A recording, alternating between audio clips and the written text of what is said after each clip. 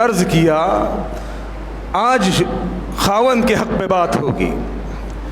رب کا قرآن سورۃ النساء آیت نمبر 33 بیان کرتی ہے الرجال قوامون علی النساء۔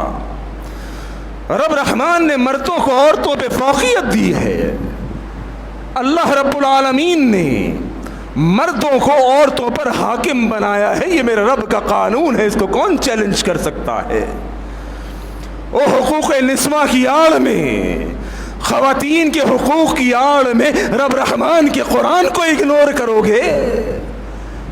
کس مائی کے لال میں اتنی تپڑ، اتنی ہمت، اتنی جرت ہے جو میرے رب کے قرآن کو چیلنج کرے؟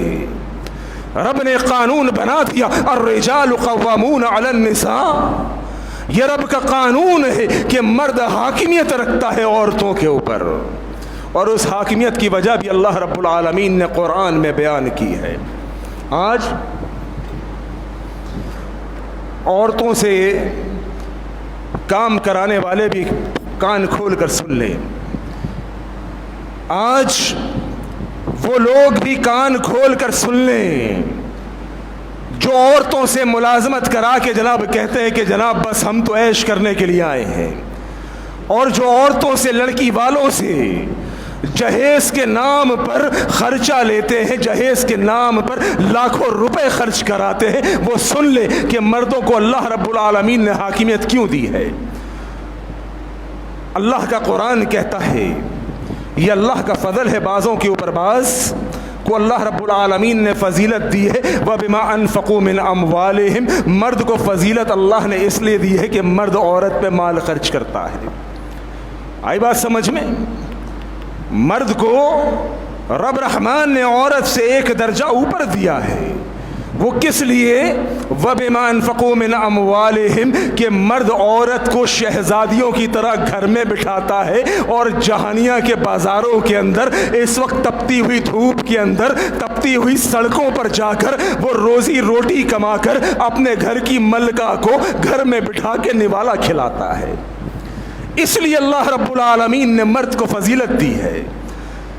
لیکن میرے محترم بھائیوں، آج کل بڑا گندا دور چل گیا ہے۔ مرد کے احسانات کو دبانے کے لیے آج کل ایسی، میں نے کہا نا، ملالہ جیسی عورتیں بہت ساری آ گئی ہیں۔ ایک کلپ دیکھ رہا تھا واٹس ایپ کے اوپر، وہ عورت کہتی ہے تم گھر میں آ کے ہمیں کہتے ہو کہ میں تو بہت تھک گیا ہوں، بازار سے کما کر لایا ہوں، تو ہم نے گھر میں بیٹھ کر کیا بچے نہیں پالے؟ ہم نے گھر میں بیٹھ کر کیا جھاڑو پوچھا نہیں کیا؟ ہم نے گھر میں بیٹھ کر کیا چولہا ہانڈی نہیں کی؟ او میرے محترم بھائیوں، بات تو درست ہے، لیکن جس سمت سے، جس اینگل سے واٹس ایپ چلایا جا رہا ہے، اس کلپ کو عام کیا جا رہا ہے، اس کا مقصد یہ ہے کہ مرد اور عورت کے حقوق برابر ہیں۔ مرد عورت میں کوئی کمی، کوئی زیادتی نہیں۔ اور ٹھیک ہے میرے محترم بھائیوں، اللہ کی قسم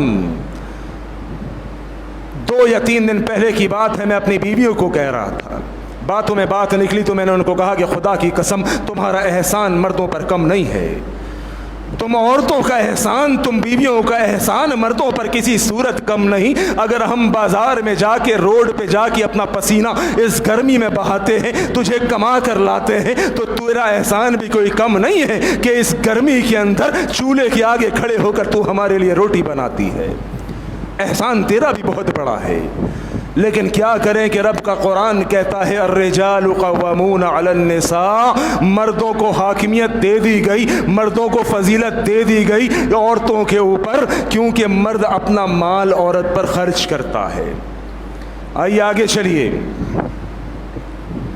بات ہو رہی ہے ابھی مردوں کے حقوق کے حوالے سے، تو لازمی سی بات ہے میں خاوندوں کے حقوق کی بات کروں گا۔ میں نے کراچی میں ایک جگہ جمعہ پڑھایا، سلیمانیہ مسجد میں خطیب تھا کراچی میں، وہاں پر میں نے جناب علی خاوند کے حقوق پہ جمعہ پڑھا دیا۔ اوپر میری وائف تھی، اب عورتوں نے جناب میری وائف کو پکڑ لیا کہ جی آپ کے شوہر نے تو جناب خاوند کے حقوق پہ بات کر دی اور ایسا کر دیا، ابھی ہم پہ گھر جا کے چوڑے ہو جائیں گے۔